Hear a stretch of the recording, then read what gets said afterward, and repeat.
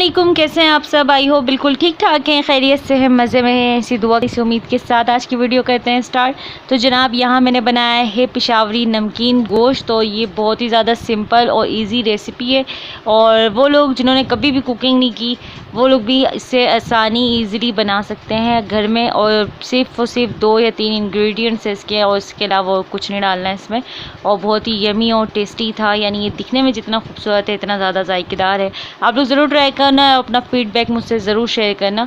चलते हैं रेसिपी। नमकीन गोश्त, तो इसके लिए मैंने इतना बड़ा पीस ले लिया है नमकीन गोश्त के लिए। ये आप लोग देख सकते हैं, ये इतना बड़ा पीस। और ये सीने का जो गोश्त होता है ना, ये वो गोश्त है, देख सकते हैं आप लोग। और इसमें सिर्फ लगाएंगे नमक, अच्छे से लगाना है, कोई जगह भी बचे ना।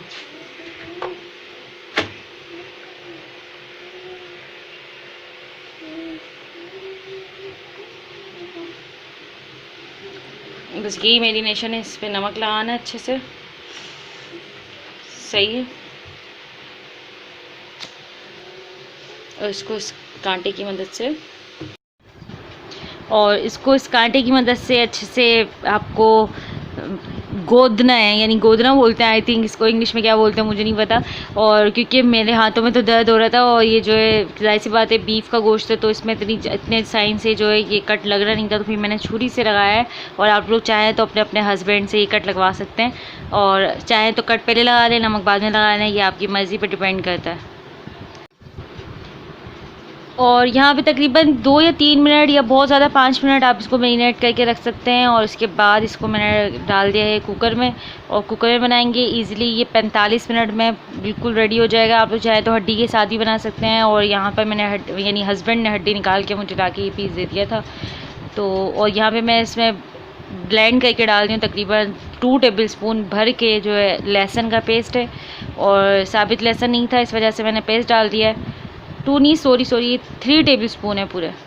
और अदरक जो है, अदरक मैं टुकड़ों में काट के डाल दूँगी इस तरह से। बस यही इंग्रेडिएंट्स थे इसमें। और इसमें जाएगा पानी तकरीबन 6 गिलास।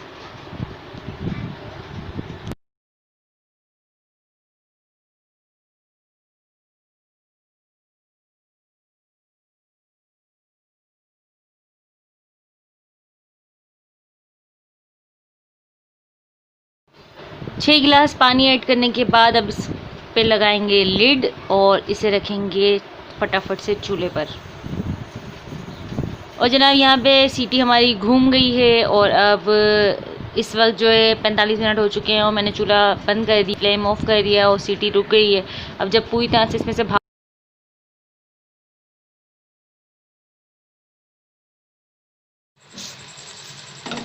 तो जनाब ये नमकीन गोश्त तैयार हो गया, बिल्कुल रेडी हो गया, देख सकते हैं आप लोग। और ये बिल्कुल लास्ट में इसकी ये देखें तरी आई हुई है। चलें इसे डिश आउट करते हैं।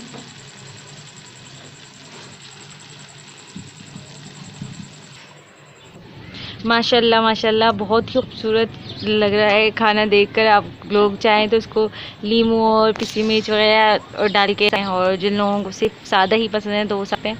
और इसके अंदर कोई भी ऑयल वगैरह मैंने ऐड नहीं किया था, ये आप लोग देख सकते हैं। और ये जो है मैंने यूट्यूब चैनल है रेसिपी ट्राई है, वहाँ से मैंने ये वीडियो जो ये रेसिपी देखी थी, और फिर मैंने आपके साथ ये शेयर की है।